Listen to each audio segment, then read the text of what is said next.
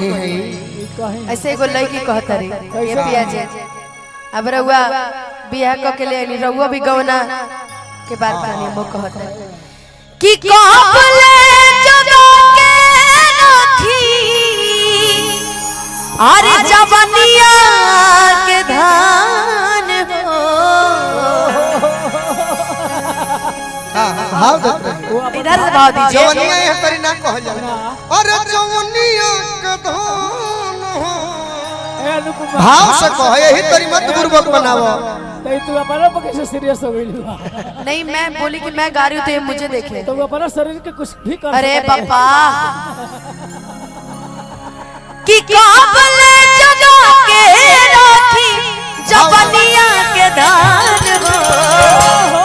सैया ले जा तू ये क्या था प्रभु जी के याद बनी भाव मत कि सैया ले जा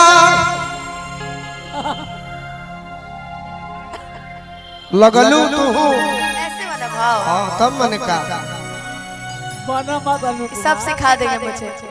सैया ले जा तू कबनवा नहीं हर लागत नहीं के मानो कि सैया ले जा तू कबनवा नहीं हर लागत नहीं के मानो काबले जगह के राखी काबले जगह के राखी जवनिया के धान हो राजा ले जा तू कबनवा लागत कि सैया ले जा तू कबनवा नहीं हर में लागत पूरा याद बा हाँ तो पूरा कह दो कि तोहरी प्रीतिया के अरे धइला सब मारी काहे नहीं बूझत बारा अरे हमारी लाचारी तिहाई में अंतर है तिहाई में लाचारी तिहाई में तोहरी प्रीतिया तोहरी प्रीतिया तोहरी प्रीतिया के धइला सब मारी काहे नहीं बूझत बारा हमारी लाचारी हमारी लाचारी घोटाले घोटात नहीं खे घोटाले घोटात नहीं खे चिंता सयान हो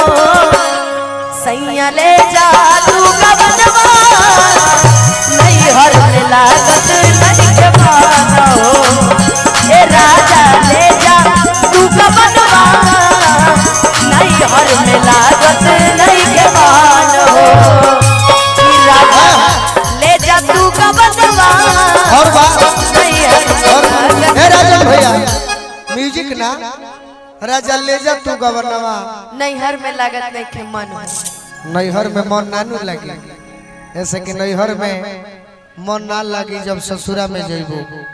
का नाम परी सरकार हाँ हाँ हाँ राजा जी के कोरवे में बिहान होखे दी बाकी उससे पहले सुभाष यादव जी हैं पहले इनकर जवाब देते लेते हम काहे मन ना लगी माइनर हो होलियो गाई गिरत पहिला हमरा लगता वेला रत पहिला हो आज हमरा लगता वेला रत पहिला हो आज हमरा लगता वेला वैसे भरिया कबारी दबाइना दबाइना दबाइना प्योर नया गोलू राजा कहेले वैसे भरिया कबारी दबाइना दबाइना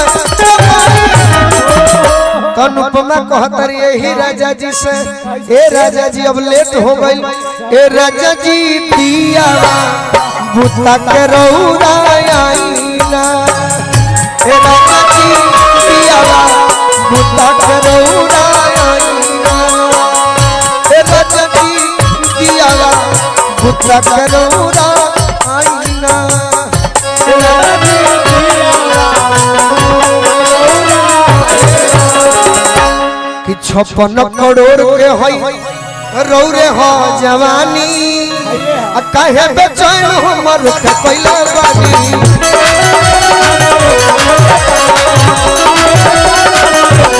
56 करोड़ के हो हमरो जवानी काहे बेचैन हमर के कैला बानी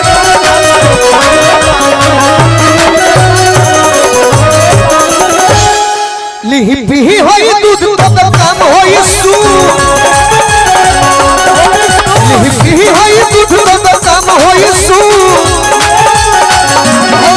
ऐसे हमारा करौरा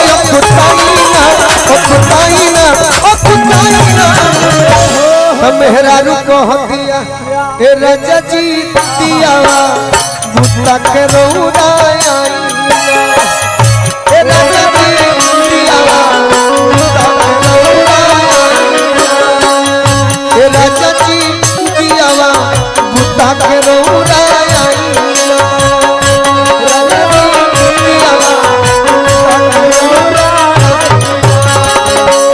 जय साहब के भाई है मैंने कुछ कहो कौन भैया है पोस्टर में शिव कुमार भैया शिव कुमार